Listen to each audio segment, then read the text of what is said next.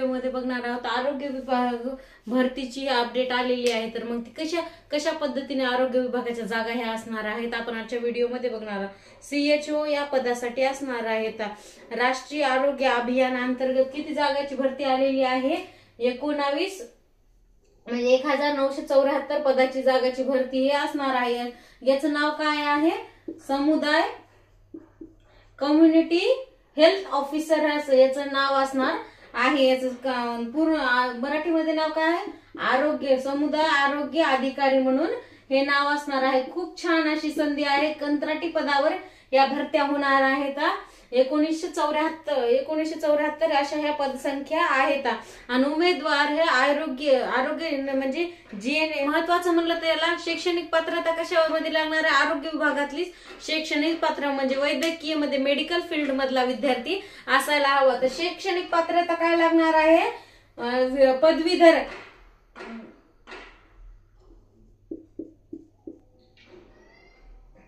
BUCS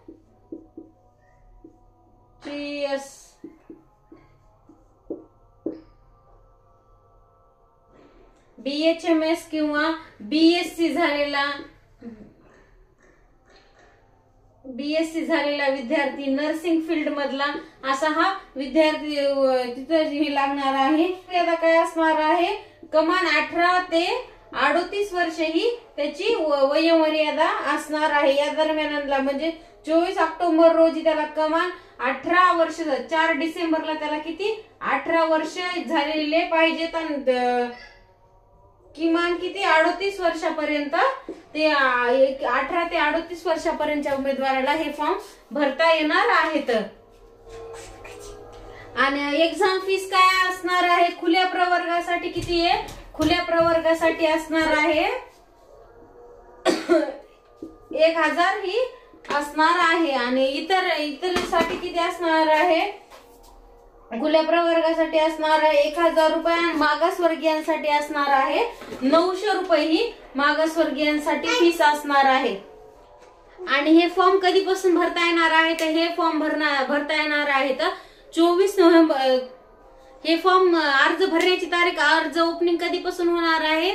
14 November पासून हे form भरायला चालू होणार। राष्ट्रीय आरोग्य अभियान अंतर्गत मुंबई ही पदभरती आलेली आहे। CHO community chief officer community health officer ह्या पदाचं नाव असणार आहे। मुंबईसाठी हे पोस्ट भरती आलेली आहे। रिक्त पदा कंत्राटी या बेसिसवर कंत्राटी मध्ये ही भरती होणार आहे। किती 1974 अशा। आता मग या पद भरतीच्या जागा कशा असणार आहेत? SC साठी किती जागा असणार आहेत? SC कॅन्डिडेट साठी किती जागा आहेत? 13% जागा ह्या SC कॅन्डिडेट साठी आहेत। SC वाल्यासाठी किती 13% जागा आहेत। एकूण मग पदसंख्या किती आहे?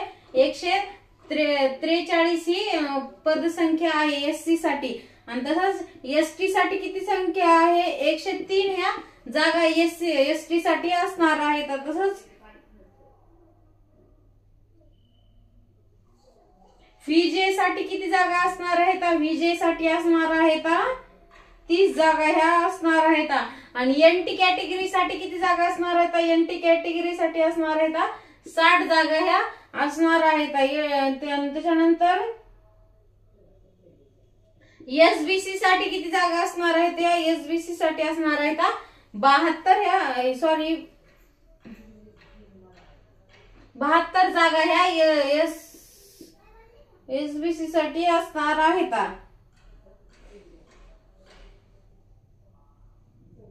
आणि OBC साठी किती जागा आहेत? OBC साठी जागा असणार आहेत 243 ह्या जागा असणार आहेत। सगळ्यात जास्त जागा ह्या कोणत्या कास्टसाठी आहे? सगळ्यात जास्त जागा OBC साठी आहेत 243 हा OBC साठी जागा असणार आहेत। तसंच मग SCBC साठी किती जागा असणार आहेत? SCBC साठी जागा असणार आहेत 197 ह्या जागा असणार आहेत। त्याच्यानंतर EWS साठी किती जागा असणार आहेत?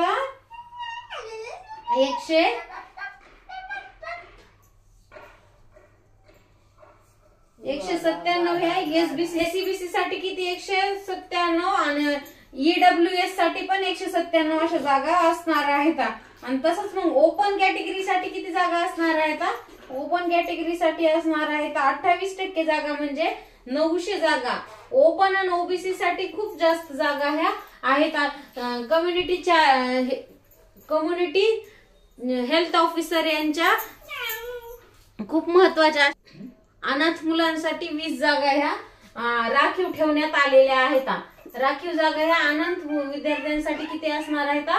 20 जागा ह्या अनाथ विद्यार्थ्यांसाठी असणार आहेत. अशा पद्धतीने हे आरोग्य विभागाची पदभरती असणार आहे. म्हणजे ज्यांचं कोणाचं बीएससी म्हणजे जे मेडिकल फील्ड मधले आहेत त्यांच्यासाठी खूप महत्वाच्या अशा जागा असली आरोग्य विभागाअंतर्गत ह्या पदभरती ही आलेली आहे.